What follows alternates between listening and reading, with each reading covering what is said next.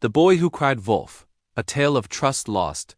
In the rolling green hills outside the village of Oakhaven lived a young shepherd named Leo. His job was simple, to watch the village's flock of plump, woolly sheep as they grazed on the high pastures.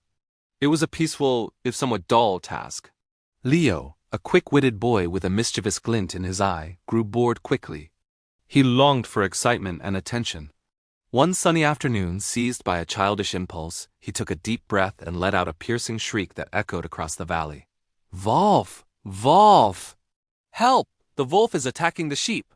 The villagers, honest and hardworking folk, immediately dropped their tools.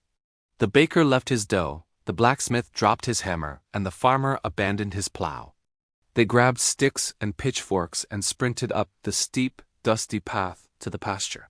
They arrived, breathless and ready to fight, only to find Leo doubled over with laughter. The sheep were placidly munching grass, and the only danger was the sweat running down the villagers' faces. "There's no wolf!" Leo managed to gasp through his giggles. "It was just a joke. You all came running so fast." The villagers were not amused. The blacksmith, a stern but fair man named Thomas, shook his head. "Leo, that is no joke. You have wasted our time and worried our hearts," he said, his voice heavy with disappointment. They grumbled amongst themselves and trudged back down the hill, their trust in the boy slightly diminished. A week later, boredom struck Leo again. Ignoring the villagers' previous warning, he decided to repeat his game. "Wolf! Wolf! This time it's real! Help!" he cried, even more convincingly than before. Again, the villagers rushed up the hill. Though this time their steps were a little slower, their expressions more wary. They arrived to find the same scene, a laughing boy and contented sheep. "You fooled us again!" exclaimed Martha, the baker. "We cannot stop our work every time you decide to play a trick. We must trust our shepherd to tell us the truth, Leo." This time the villagers didn't just walk away. They gave the boy a collective, icy stare. They were angry, but more importantly, they were tired of being misled. They decided that Leo's words had become worthless.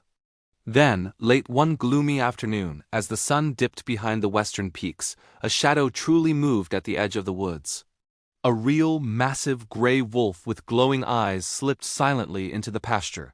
It lunged, scattering the terrified sheep. Fear, cold and sharp, shot through Leo. This was no game. "Wolf! Wolf! Please, it's real this time. Help me!" Leo screamed with all the terror he felt. His voice was raw, his hands shook, and he cried genuine tears of panic. The sound reached the village. The villagers looked up from their tasks. "Did you hear that?" asked a young woman. Old Thomas the blacksmith sighed, wiping his brow. "Yes, I heard it. It's Leo again, practicing his tricks. He thinks we have nothing better to do than run up that hill for his amusement." Martha nodded grimly. "We can't fall for it a third time. If we run every time he lies, we will never get our work done. He has made his own bed of lies and we cannot trust him." No one moved. They listened for a moment longer, then simply returned to their chores, convinced that Leo's cry was just another deception. Alone, helpless, and horrified, Leo watched the wolf ravage the flock, crying out until his voice was hoarse. By the time the wolf retreated into the dark woods, several sheep were gone, and Leo was left trembling amidst the remaining bleeding animals. When he finally stumbled back to the village, he was greeted not with relief but with silence. He had to tell them the truth, the dreadful cost of his lies. "Why didn't you come?" he whispered to Thomas, his eyes wide and red. Thomas looked at the boy with profound sadness. "Leo, we didn't come because you taught us not to believe you. Honesty is the foundation of trust. When you lie, you don't just deceive someone in that moment. You destroy their ability to believe you when the truth matters most. We stopped trusting your words." And so, Leo learned the painful, costly lesson.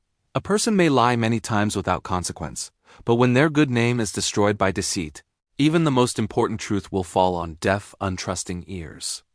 His need for attention had cost him the villagers' respect and tragically his sheep. The silence of the village was a heavier burden than the weight of 1,000 wolves.